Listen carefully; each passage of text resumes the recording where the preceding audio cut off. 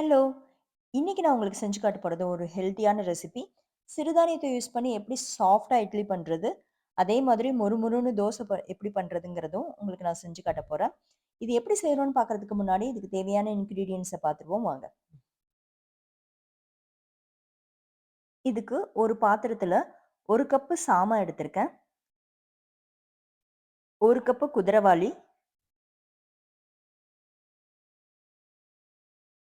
1 cup சோளம், 2 cup காட்டு அரிசி எடுத்திருக்கேன். நீங்க எந்த ரெட் ரைஸ் வேணா எடுத்துக்கலாம். மாப்பிள சம்பா, கவுனி இந்த மாதிரி எந்த ரெட் கலர்ல இருக்கிற ரைஸ் வேணா எடுத்துக்கோங்க.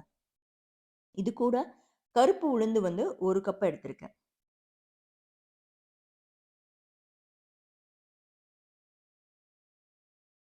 1 டேபிள் ஸ்பூன் அளவுக்கு வெந்தயம் இது கூடயே சேர்த்து எடுத்து வச்சிருக்கேன். இப்ப இது எல்லாத்தையுமே நல்லா ஒரு 4, 5 தடவ தண்ணி ஊத்தி நல்லா வாஷ் பண்ணி எடுக்கணும். இந்த சிறுதானியத்தில ஊத்தியிருக்க தண்ணி தெளிவா இருக்கணும். அந்த அளவுக்கு நீங்க வாஷ் பண்ணணும். கொஞ்சம் கலர் மங்கலா இருந்தா கூட திருப்பி ஒரு டைம் வாஷ் பண்ணிக்கோங்க. நீங்க எந்த பிராண்ட வாங்குறீங்களோ, அத பொறுத்தும் இருக்கு. எத்தன டைம் கழுவணும் அப்படிங்கிறது. ஸோ இதுல டிப் என்னன்னா, தண்ணி தெளிவா இருக்கணும். அத நீங்க நல்லா ஞாபகம் வச்சுக்கோங்க. இந்த கழுவி எடுத்த மில்லட்ட ஒரு 8 மணி நேரம் ஊற வைக்கணும். இப்ப நான் எடுத்து பார்க்குறேன். கருப்பு உளுந்து தான் ரொம்ப டைம் எடுக்கும். அது ஊறியிருக்கா அப்படின்னு சொல்லி செக் பண்ணிட்டு, இந்த ஊற வச்ச தண்ணியும் கம்ப்ளீட்டா ஃபில்டர் பண்ணி எடுத்துர்றேன். புதுசா ஒரு தண்ணிய ரீப்ளேஸ் பண்ணி வச்சுக்கணும். இப்ப நம்ம இட்லிய சாஃப்ட்டா பண்ணணும் அப்படிங்கிறதுக்காக, 1 கப்பு சிவப்பு அவல் எடுத்திருக்கேன். இதையும் 4, 5 டைம் வாஷ் பண்ணி எடுத்துக்கிறேன். யூசுவலா மில்லட்ல இட்லி பண்ணும்போது சம்டைம்ஸ் கல் மாதிரி வரும். அத அவாய்ட் பண்றதுக்காக இந்த சிவப்பு அவல் 1 கப் எடுத்திருக்கேன். இப்ப இந்த மில்லட்ஸ் எல்லாமே கிரைண்டர்ல போட்டு நல்லா அரைச்சுக்கணும்.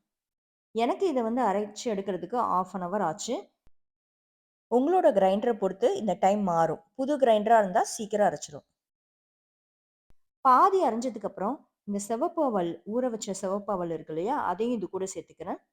இதுக்கு தேவையான அளவு உப்பு போட்டுக்கிறேன். நான் கல் உப்பு யூஸ் பண்றேன்.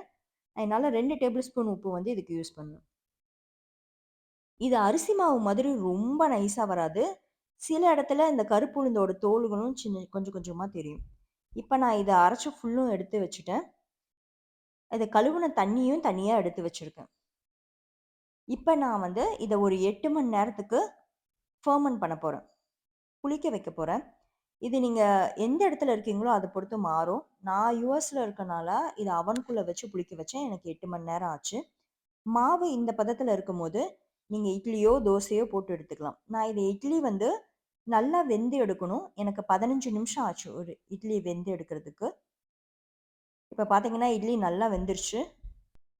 இது அரிசி மாவு இட்லி மாதிரியே சாஃப்ட்டா இருக்கும். நீங்களே பாருங்க, எந்த அளவுக்கு சாஃப்ட்டா இருக்குன்ட்டு. முதல் 2 நாள் இட்லி ஊத்திட்டு, 3வது நாள் நீங்க தோசை ட்ரை பண்ணலாம். அப்ப மாவு கொஞ்சம் புளிச்சிருக்கும். தோசையும் மொறுமொறுன்னு வரும். இந்த மில்லட்ட பொறுத்தவரைக்கும் ஃப்ரிட்ஜ்ல வச்சுட்டு இருந்தா கூட அது நல்லா புளிச்சிரும். ஸோ நீங்க முதல்ல புளிக்கும்போது ரொம்ப நல்லா புளிச்சு எடுக்காதீங்க. ஓரளவுக்கு புளிச்சிருக்கும்போது எடுத்தீங்கன்னா, இட்லியோ, தோசையோ எது போடுறதுக்கும் நல்லாருக்கும். முடிஞ்ச அளவுக்கு இந்த மில்லட் மாவு ஒரு 3 டூ 4 டேஸ்ல யூஸ் பண்ண பாருங்க. வார கணக்குல எல்லாம் வச்சு யூஸ் பண்ணீங்கன்னா, அது ரொம்ப புளிச்சிரும். சாப்பிடவும் நல்லா இருக்காது. உங்க ஃபேமிலிக்கு 2, 3 நாளைக்கு எவ்வளோ தேவைப்படுமோ, அந்த அளவுக்கு மட்டும் ஊற வச்சு, அரைச்சு இத ஃபெர்மென்ட் பண்ணி எடுத்துக்கோங்க. குழந்தைகளுக்கும் அரிசி மாவுல செஞ்ச இட்லி, தோசைக்கு பதிலா இந்த மாதிரி சிறுதானியத்தில செஞ்ச இட்லி, தோசை செஞ்சு குடுத்து பாருங்க. ஆரோக்கியமாவும் இருக்கும். ஆரம்பத்திலிருந்தே குடுக்கறதுனால டேஸ்ட் டிஃபரன்ஸும் தெரியாது. நீங்களும் இந்த மில்லட் ரெசிபிய வீட்ல செஞ்சு ட்ரை பண்ணி பாருங்க. Thank you.